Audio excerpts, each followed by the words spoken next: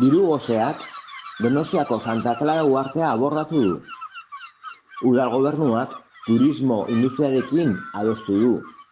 2023ko apirilaren 1-tik 16 izango da.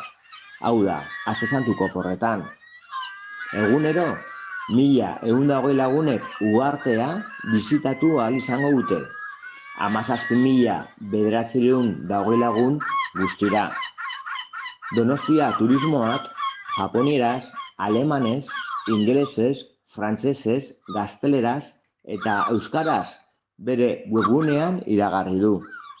140 lagunentzako edukiera duten itsasontzietan 8 bidaia eguneko. Uharteak 5,4 hektareako azalera baino ez du. Oso zaurgarria da.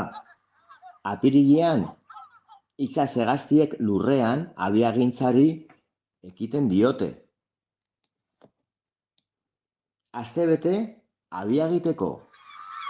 Hilabeteko inkubazioa. Hilabete eta erdi txitekin, arreta eta zaintzalanetan. Industria mota hau uhartea eta bere abiak babestearekin bateraezina da. Era berean, apirileko eta maiatzeko asteburu guztietarako bidaia kopuru bera itsasontziz adostu dute. Duela gutxira arte, udan baino ezin zen uharteratu. Horregatik fauna eta flora kontserbatu dira. Orain ere, urte osoan zehar ustiatu nahi dute. Babes dezagun altxor natural handi hau.